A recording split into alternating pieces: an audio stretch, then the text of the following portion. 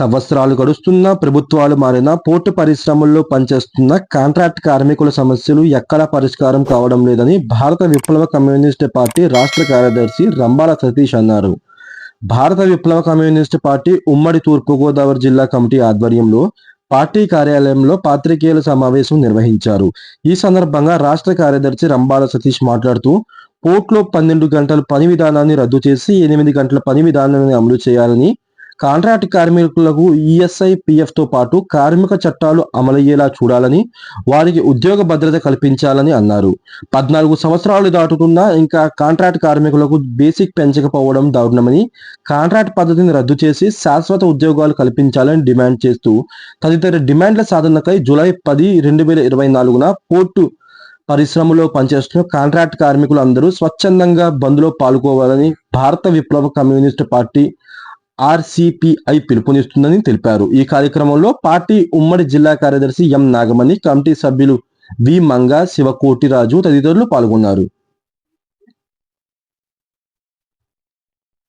Media మిత్రులకు, కార్మికులు అందరికీ కూడా విప్లవ అభినందనలు తెలియజేసుకుంటా ఉన్నాం.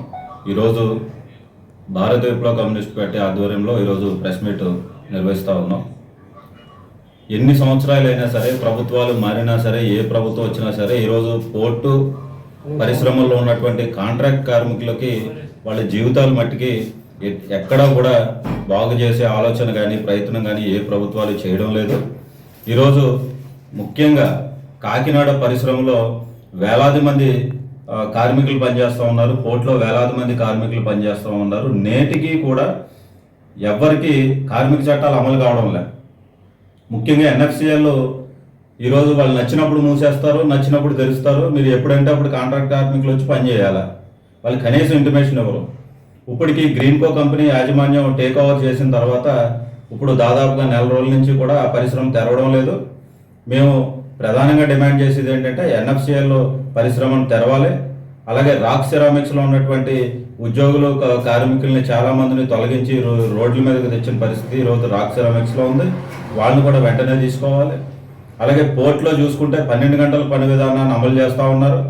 ఎందుకంటే 100 కోట్ల పెట్టి ఈఎస్ఐ ఆసుపత్రి కట్టారు. ఎవరికి ఉపయోగం? ఈ రోజున కాకినాడలో ఒక కాంట్రాక్ట్ కార్మికుడు ఏమన్నా దెబ్బ తగిలి ఏదన్నా చేస్తే వాడిని రాజమండ్రికి రెఫరల్ పంపించి అక్కడ ట్రీట్మెంట్ చేసి అక్కడ అవ్వకపోతే మళ్ళీ కాకినాడ పంపిస్తూ ఉన్నారు. 100 పడకలు ఈఎస్ఐ ఆసుపత్రి ఏమో ఖాళీగా ఉంది, నిరుపయోగంగా ఉంది.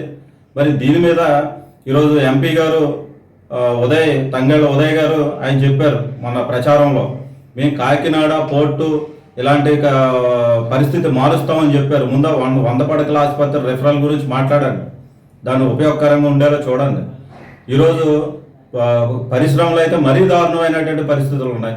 ఎవరైతే అధికారంలోకి వస్తారో వాళ్ళు యాజమాన్యాలకు ఫోన్ చేసి మా కాంట్రాక్ట్ కావాలి, మా కాంట్రాక్ట్ కావాలని అనుభవం లేని కాంట్రాక్టులకి ఈరోజు కాంట్రాక్టులు ఇచ్చి కాంట్రాక్ట్ కార్మికులు నడ్డి విరుస్తూ ఉన్నారు. ఈరోజు అసలు వాళ్ళకి పిఎఫ్, ఈఎస్ఐ అడ్మినిస్ట్రేషన్ ఎలా కట్టాలో రాదు. కొత్త కాంట్రాక్టర్కి ఆడేమో తక్కువ రేట్లకి చేసేస్తారు. ఆల్రెడీ ₹20 ఇస్తుంటే మీ 80 పైసలు చేసేస్తాం అని చెప్పి కాంట్రాక్ట్లు వేయడం, వాళ్ళు ఏమో వచ్చి కార్మికులను నెత్తి మీద కూర్చోవడం. ఈ వ్యవస్థ మారాలి. కాంట్రాక్ట్ కార్మికుల సత్తా ఏంటో మేము జూలై 10వ తారీఖున భారత విప్లవ కమ్యూనిస్ట్ పార్టీ కాకినాడ పోర్టు పరిశ్రమ బంద్కు పిలిపిస్తూ ఉన్నాం. జూలై 10ని బంద్ను జయప్రదం చేయాలని చెప్పేసి కాంట్రాక్ట్ కార్మికులు అందరూ కూడా నడుము బిగించి స్వచ్ఛందంగా పాల్గొనాలని చెప్పేసి మేము చూపిస్తున్నాం. మేము ఖచ్చితంగా తక్కువ అంచనా వేస్తే వేసుకోండి. జూలై 10వ తారీఖున మీ బంద్ని జయప్రదం చేసి మేము మా యొక్క డిమాండ్లు సాధించుకుంటాం, ఈ పోరాటాన్ని కొనసాగిస్తామని చెప్పేసి మేము చెప్పదలుచుకున్నాం. ఖచ్చితంగా నా పేరు రంబాల సతీష్, భారత విప్లవ కమ్యూనిస్ట్ పార్టీ రాష్ట్ర కార్యదర్శి.